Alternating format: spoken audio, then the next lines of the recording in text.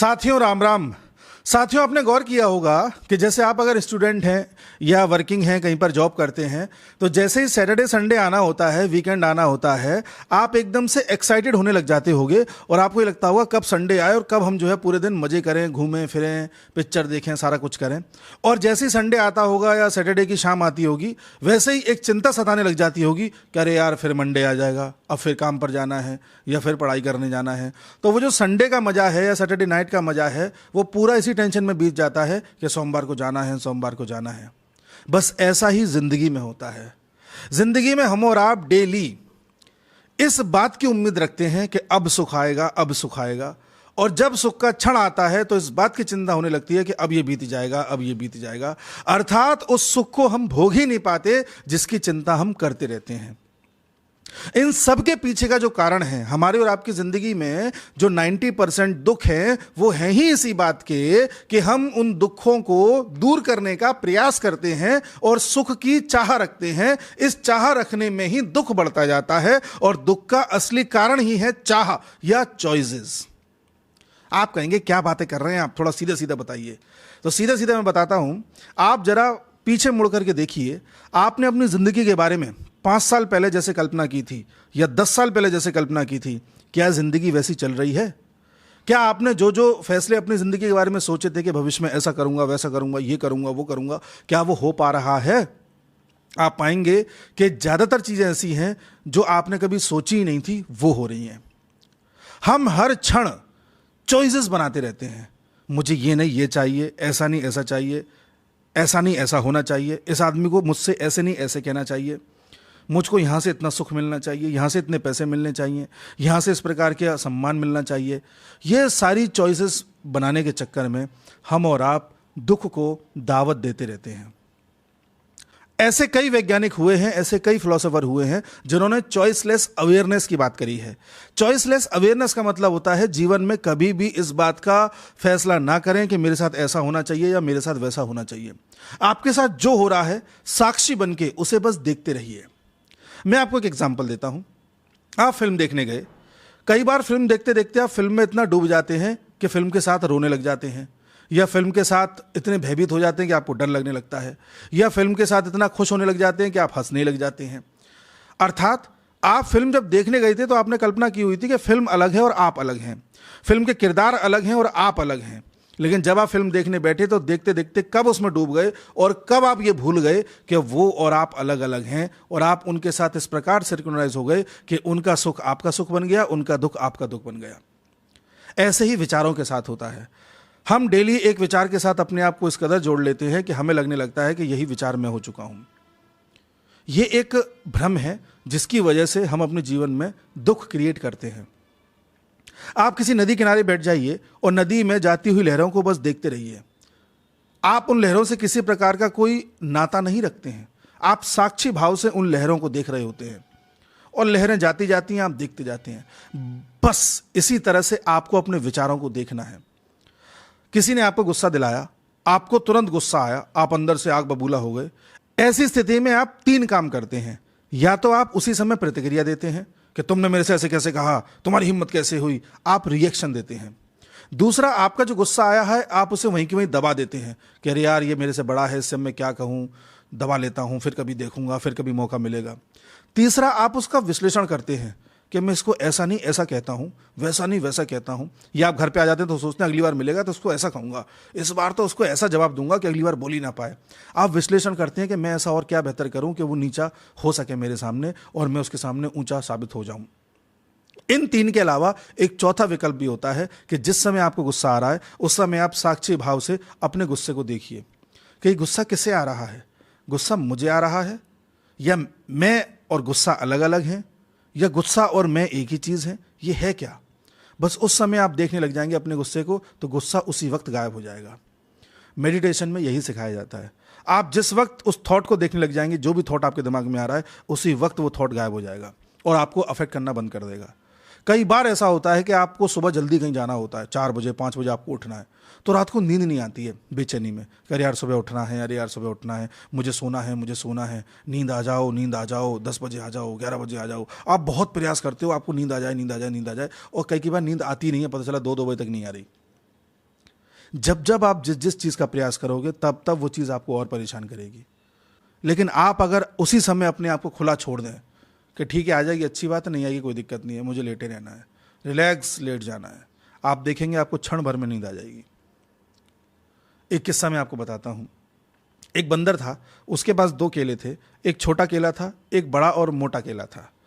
बंदर इस बात पर कंफ्यूज था कि छोटा केला खाऊं कि बड़ा केला खाऊं। उसे लगा अगर मैंने छोटा केला पहले खा लिया तो बड़े केले का स्वाद नहीं आएगा, फिर पेट सा भर जाएगा, और अगर बड़ा केला पहले खाया तो कहीं ऐसा ना हो कि ये अंदर से फीका निकले। इस टेंशन में कि छोटा खाऊं बड़ा खाऊं, छोटा खाऊं बड़ा खाऊं, बंदर इतना ज़्यादा कंफ्यूज हो जाता है कि इसी टेंशन में वो केला खाना ही छोड़ देता है, खाता ही नहीं है, केले का सुख ही नहीं ले पाता है। बस ऐसा ही हम करते हैं कि यार दुख ना आ जाए, दुख ना आ जाए, दुख ना आ जाए, दुख ना आ जाए। तो जब सुख होता है तो आप उसे भी भोग नहीं पाते हैं, और जब दुख होता है तो आप सुख की चाह करते हैं, सुख आ जाए, सुख आ जाए, सुख आ जाए, सुख आ जाए, तो सुख आकर के भी आपको महसूस नहीं होता।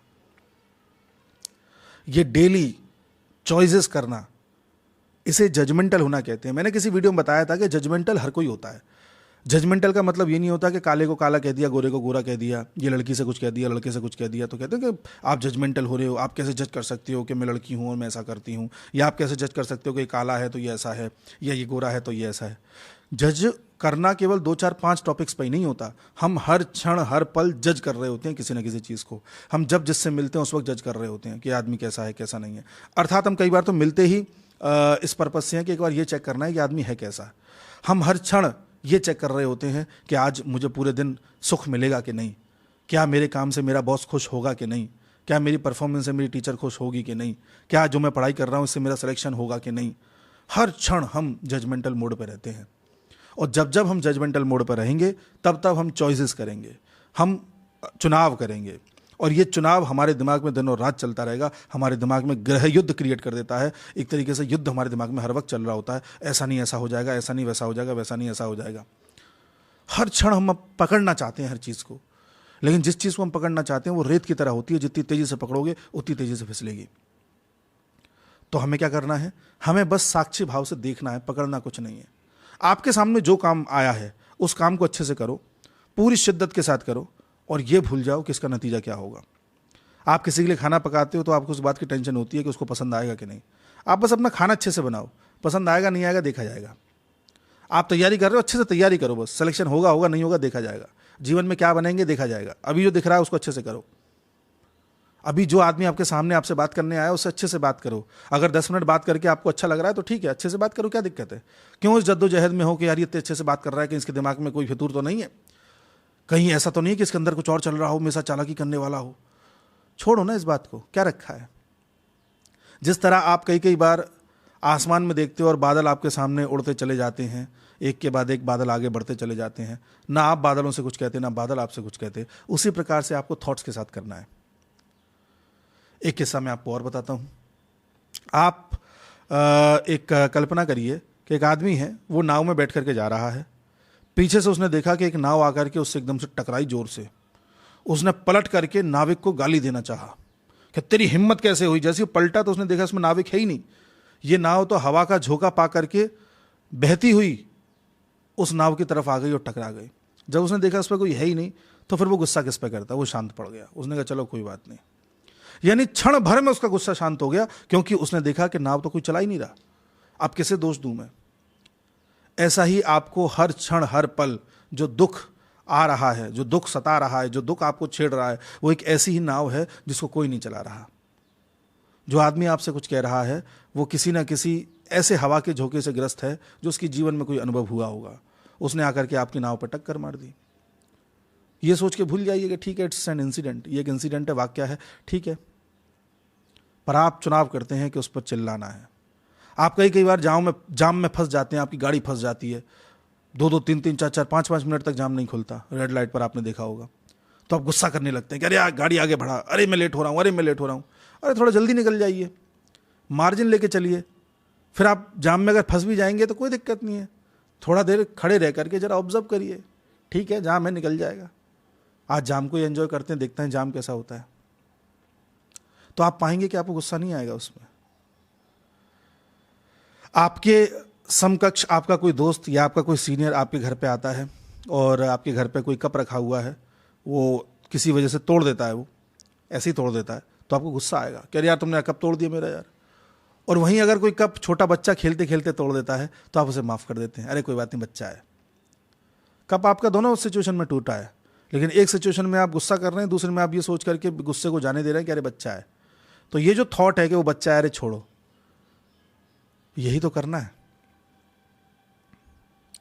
हमारे ब्रेन में दो पोर्शन होते हैं, एक पोर्शन होता है एमिगडाला और एक पोर्शन होता है प्रीफ्रंटल कॉर्टेक्स। तो जो एमिगडाला होता है, इसका काम होता है कोई भी आप पर गुस्सा करा या किसी ने आपको डर दिखाया तो जो आपको गुस्से की फीलिंग आती है, डर की फीलिंग आती है, रिएक्शनरी अप्रोच आती है, वो एमिगडाला करता है। और एक जो पोर्शन है प्रीफ्रंटल कॉर्टेक्स, ये आपके दिमाग को शांत रखने का प्रयास करता है। ये आपके दिमाग को रीजनिंग देता है कि अच्छा ऐसा है तो ऐसा नहीं है, वैसा है तो वैसा नहीं है। और ये आपके दिमाग को साक्षी भाव प्रदान करता है, जागरूक करता है, दूर से आपको सिर्फ दिखाने का प्रयास करता है कि आप दूर हो, घटना अलग है, आप उस घटना को बस देखिए, घटना के साथ एक मत हो जाइए।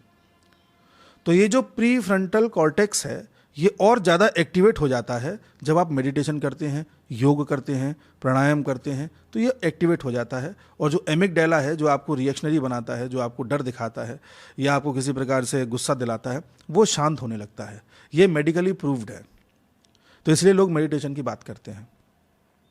आप गौर कीजिएगा, जब भी आप मेडिटेशन करने का भी प्रयास कर रहे होगे तो आप अपने दिमाग को शांत करने का प्रयास कर रहे होगे, और जितना आप शांत करने का प्रयास करोगे उतनी ज़्यादा विचार आएंगे। आपको मेडिटेशन में कुछ प्रयास नहीं करना, बस खुद को छोड़ देना है और ऑब्जर्व करना है उन विचारों को जो आपके सामने आ रहे हैं। अपने आप मेडिटेटिव अवस्था में आप चले जाएंगे। आप कहते हो कि मुझे दुख नहीं चाहिए, तो दुख क्या है? आप अलग हो, दुख अलग है, या आप ही दुख हो, या आप मतलब कैसे? जब ये आप चाह रहे हो कि मुझे दुख नहीं होना चाहिए, तो आप खुद इस बात को मान रहे हो ना कि आप अलग हो और दुख अलग है। तो वो कौन है जिसे दुख हो रहा है? और आपको नहीं चाहिए तो मतलब अभी किसके पास है वो? फिर एक्चुअल में दुख और सुख कुछ नहीं है, थॉट्स हैं। वही थॉट्स हैं जो आपको और हमको दिनों रात परेशान किए हुए हैं। इन थॉट्स को दूर से देखने लग जाओगे तो आपको पता चल जाएगा कि इनका आप पर कोई प्रभाव ही नहीं है। आप आज एक फ़ोन के लिए परेशान हैं कि आपके पास आईफोन हो, आपके पास आईफोन हो, और दिनों रात आप परेशान हैं। 6 महीने बाद आपके पास इतना पैसा हो गया या घर वालों ने दिला दिया, मुझे नहीं पता, आप स्टूडेंट हैं जो भी है। अगर आप वर्किंग हैं तो पता चला आप EMI पर ले आए, मान लीजिए आपकी सैलरी अफोर्ड नहीं कर पा रही 1.5 लाख का फ़ोन, लेकिन फिर भी आप ले आए, तो आप क्षण भर के लिए बड़ा खुश हो जाते हैं। लेकिन 10 दिन में ही वो आईफोन आपको बोर कर देता है और आपके लिए वो एक नॉर्मल फ़ोन हो जाता है। तो ऐसा क्यों है कि अगर खुशी उस आईफोन में ही बस रही थी तो 10 दिन बाद वो गायब हो गई? क्यों है ऐसा? या खुशी कहीं और थी, या एक थॉट था जिसे आपने मान लिया था कि ये थॉट ही खुशी है, जब ये थॉट पूरा हो जाएगा तो आप खुश हो जाओगे, और जैसे वो थॉट पूरा हुआ वो थॉट चला गया सामने से, अब आप नॉर्मल हो गए। अब आप कहते हो कि आपके पास कार होनी चाहिए, तब आप खुश हो जाओगे। तो जब आप कार आपको मिल जाएगी तब भी 10-15 दिन आप खुश रहोगे, फिर आप नॉर्मल हो जाओगे। ऐसे ही जिंदगी में कई थॉट्स आएंगे, जिन थॉट्स को आपने अपना लिया और मान लिया कि यही मैं हूं, उसी वक्त वो थॉट आपको एक क्रेविंग देगा कि ये होना चाहिए, ऐसा होना चाहिए, ऐसा होना चाहिए। वो क्रेविंग अगर पूरी हो जाती है तो आप क्षण भर के लिए हो सकता है खुशी महसूस करो, लेकिन वो क्रेविंग जैसी गायब होगी आप फिर नॉर्मल हो जाओगे।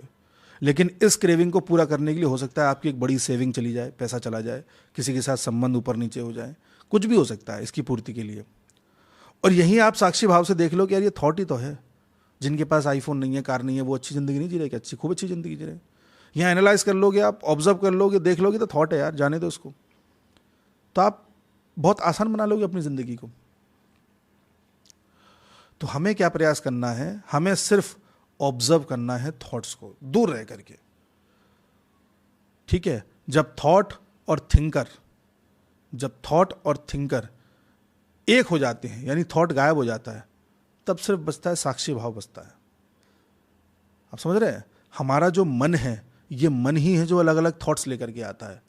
हम इसी मन के थॉट को, एक्चुअली मन क्या है? नंबर ऑफ थॉट्स है, थॉट्स की एक चेन है जो लगातार सामने रील की तरह चलती रहती है, वो मन है। वो इसलिए चल रही है क्योंकि हम उसे चलने दे रहे हैं। और दिक्कत ये हो जाती है कि हम जो कि आत्मा है वो भूल करके ये मान लेते हैं कि वो जो रील चल रही है उसमें जो हो रहा है वही हमें। तो हमें बस दूर से एक बार उस रील को देखना है कि चल कैसे रही है, तो आप पाएंगे कि आप अलग हैं, वो रील अलग है। और धीरे धीरे वो रील ही बंद हो जाएगी चलना। फिर वो रील जितनी तेजी से चलेगी उतनी ज़्यादा टेंशन आपको होगी, पहले स्ट्रेस होगा, फिर डिप्रेशन होगा, फिर एंजाइटी होगी। और वो रील जितनी शांत हो जाएगी उतनी ही ज़्यादा कम होती चली जाएगी। पहले रील में 50 फोटो थे, फिर 40 हो जाएंगे, फिर 30 हो जाएंगे, फिर 20 रह जाएंगे, फिर 10 रह जाएंगे, फिर एक फ़ोटो रह जाएगा, और फिर जब आप चाहो वो रील ही गायब हो जाएगी। तब पाओगे कि आप तो आप हो। आप समझ रहे हैं कितना बड़ा अंतर है। तो हमें साक्षी भाव रखना है। ईगो आता ही इसलिए है, उस रील की एक फोटो से हम अपने आप को जोड़ लेते हैं और उस फोटो को इतना सत्य मान लेते हैं, इतना सच मान लेते हैं, इतना रियल मान लेते हैं कि फिर उसी के पीछे सब कुछ करने लग जाते हैं और मैं करते रहते हैं। मैं ऐसा चाहता हूं, मैं वैसा चाहता हूं, मैं ये चाहता हूं, मैं वो चाहता हूं। वो फंसा देती है रील आपको। तो एक थॉट को ऑब्जर्व करना ट्रू मेडिटेशन है। थॉट को ऑब्जर्व करने से थॉट की पावर खत्म हो जाती है, और जब थॉट की पावर खत्म हो जाती है तब आपका स्वरूप जागृत होने लगता है। आप जानने लगते हैं कि आप क्या हैं, और वहां से सुख और दुख की संकल्पना ही गायब हो जाती है। और जब अल्टीमेटली थॉट गायब हो जाता है तो सिर्फ आप बचते हैं। वही सत्य है, वही शिव है, वही सत चित आनंद है। तो आज से बस याद रखें कि जो सोचने वाला है वो मन है। मन चलता रहता है, आपको मन को सिर्फ देखना है। आप अलग हो, मन अलग है। इसकी प्रैक्टिस धीरे धीरे करें। हर कोई कर रहा है, मैं भी प्रयास कर रहा हूँ। हम सबको प्रयास करना है और अपने जीवन में इस चीज़ को पहचानना है कि दुख क्या है, सुख क्या है, और अच्छा बनने का प्रयास छोड़ देना है, क्योंकि प्रयास ही दुख है। प्रयास करना ही नहीं है किसी चीज़ का, सिर्फ खुला छोड़ देना है, अपने आप को रिलैक्स छोड़ देना है। जो हो रहा है उसे बस देखते रहें। सुबह उठते ये तय ना करें कि आज मुझे ये वाला सुख चाहिए। जैसा दिन आएगा सामने वैसा उसे साक्षी भाव से देखेंगे। अच्छा आएगा अच्छे रूप में देखेंगे, बुरा आएगा बुरे रूप में देखेंगे, तो पाओगे कि कुछ भी अच्छा बुरा नहीं था, ये सिर्फ आपकी कोरी कल्पना थी। इसका प्रयास हमें आज करना है। ये वीडियो बड़ा भारी भरकम वीडियो हो गया, मुझे लगा इस विषय पर चर्चा करनी चाहिए, तो मैंने इस विषय को छुआ। कई लोग अपनी अपनी समस्या लेके आते हैं, किसी की कोई समस्या है, किसी की कोई समस्या है, तो समस्या का समाधान तो किसी के पास नहीं है। हाँ, बट समस्या को जन्म देने वाली जो मशीन है, उस मशीन को रोका जा सकता है। तो उस पर हमने आज चर्चा करी है। हम सब वही प्रयास कर रहे हैं। कोई इस प्रयास में आगे है, कोई पीछे है, कोई कर रहा है, कोई कर चुका है, किसी को पता ही नहीं है क्या रियलिटी है, क्या नहीं है। हम सबको बस यही जानना है। उम्मीद है मैं अपनी बात कन्वे कर पाया हूँगा। मिलते हैं अगले वीडियो में, तब तक के लिए राम राम।